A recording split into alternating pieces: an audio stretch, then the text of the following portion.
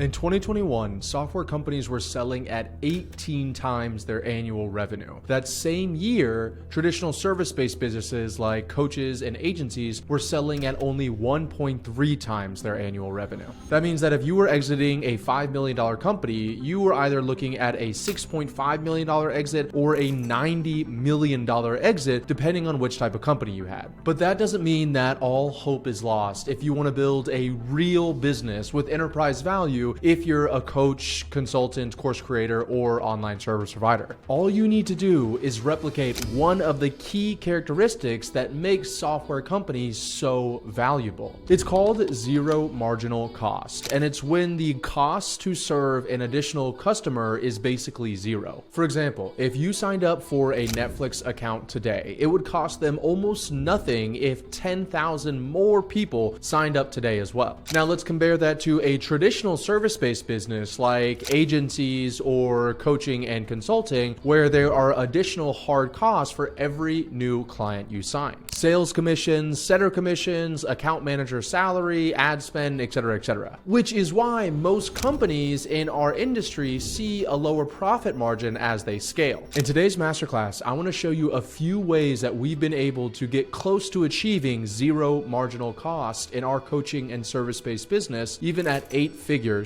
giving us over a 50% profit margin at 8 figures in revenue. If you don't know who I am, my name is Ravi Abuvala. I'm the founder of Scaling with Systems, where we build end-to-end custom marketing systems for coaches, course creators, and agencies. And I make these videos because we want to help as many people as possible build a business that serves them instead of the other way around. Zero marginal cost and productization. These are my favorite words, my favorite concepts when it comes to optimizing fulfillment. And this is going to become your new best friend, your North Star, if you will. So in terms of fulfillment, our end goal is what is known in the business world as zero marginal cost, which is essentially that for every additional client or product that you sell or service that you do, there is no additional cost to fulfill. So whether you are servicing 1 client or 1 million clients, there's no additional cost to fulfill. That is what zero marginal cost means.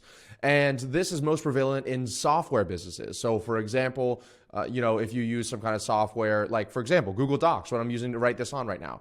Technically speaking, they wrote this code one time and they were able to set it up so that I could type on this thing and it showed up here. I could share it with people. They set that up one time and then they sent it out to the public. And whether I'm the only person in the world using this Google document or there's literally millions, if not billions of people using Google Documents, it doesn't really cost them any more money. Okay, that's what zero marginal cost is. So it's very prevalent in software, which as I'll talk to here in a little bit is why software has such high multiples. It's why they're so, such valuable businesses.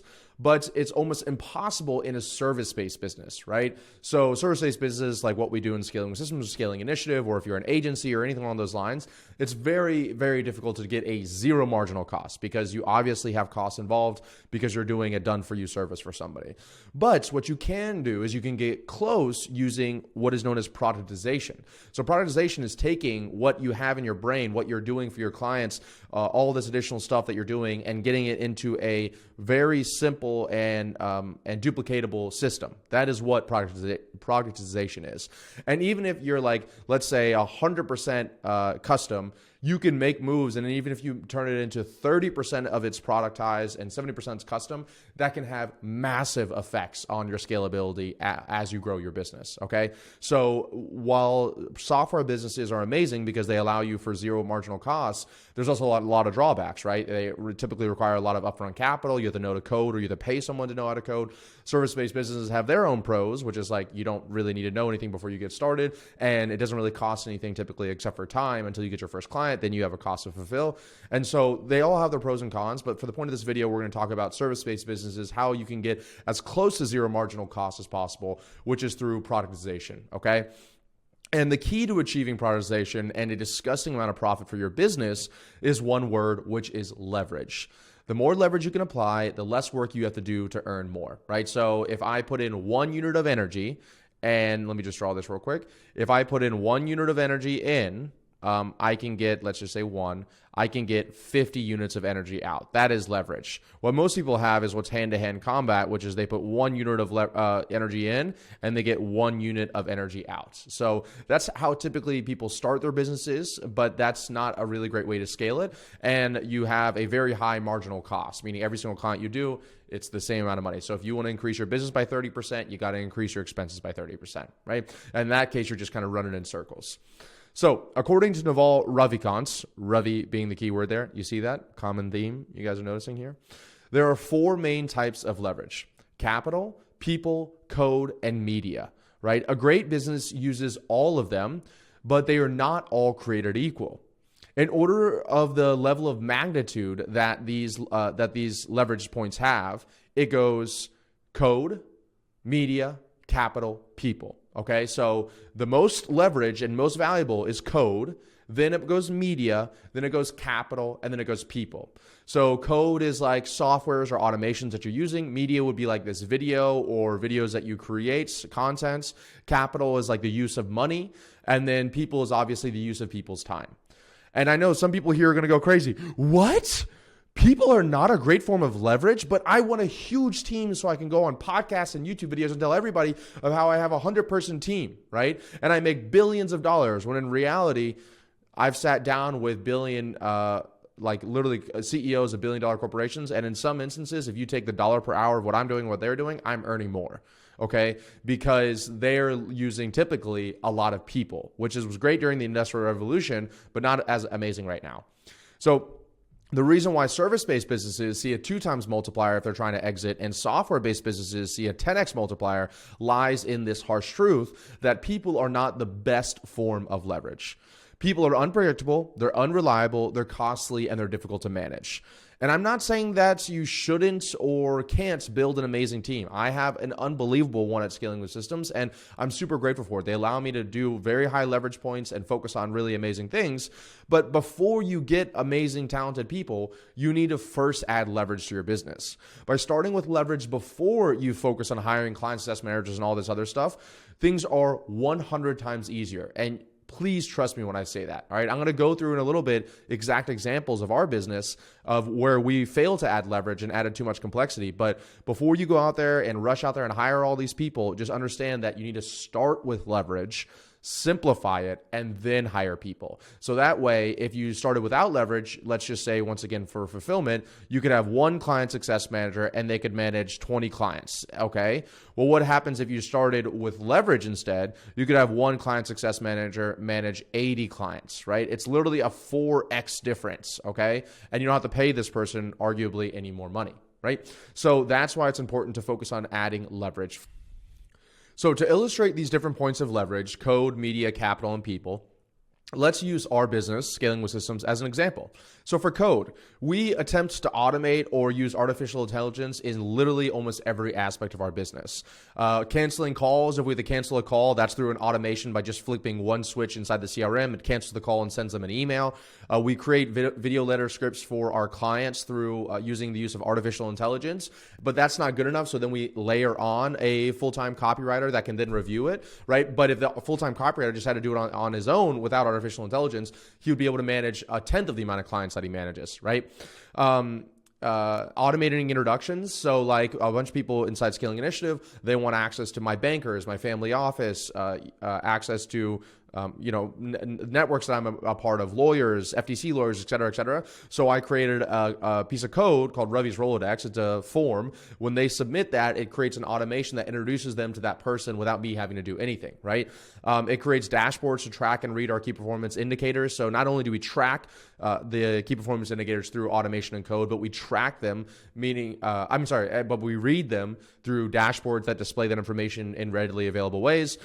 We've simplified the creation of the marketing campaign through code. So for our clients inside Scaling with Systems and Scaling Initiative, we created prospectflow.io, which is a CRM with is like one click of the button. We can have 90% of the marketing campaign already set up and ready to go. So we don't have to worry about our clients having trouble setting that up. All of that is code. All of that is automation. We live in an amazing time where we can do that. For media, We use media to productize and exponentially duplicate almost everything we do. So for example, team member onboarding videos, me explaining the vision of the company, what we do, how we help people, how to use a CRM, how we use Slack, how we use the project management tools. Instead of me saying it every single time to somebody different and me having to use my time to do that, I shot a plethora of videos one time, and then every new team member is going to watch that video and be updated on it. Help articles for our clients, right? With Loom videos and written content on how to set up Outlook to prospectflow.io. Video sales letters for marketing materials. We use media in a video format to sell people on working with us by giving them a video sales letter and convincing them to book a call. YouTube videos. We get people who are total strangers to consume our content by putting out helpful YouTube videos that I filmed one time and can be used millions and millions of times on YouTube, right? Then you have capital.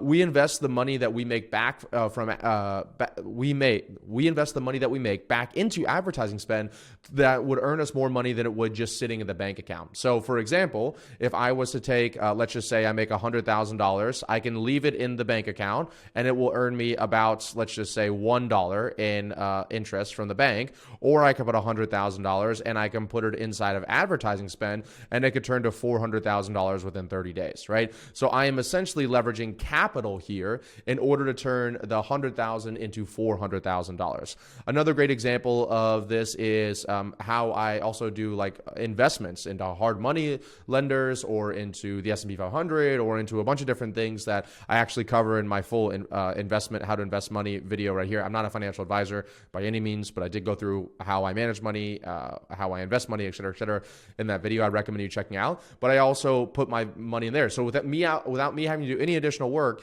my money is now being deployed elsewhere and then it's earning me money. When people talk about, passive income, financial freedom, they're typically talking about you putting your money into something that's totally passive. Like I wouldn't consider real estate totally passive, but let's say a hard money lender or S&P 500, and your hands are off of it completely, and that's just earning you money month over month over month. Okay. And then there is people. This one's obvious, but we have 40 plus team members that run our company.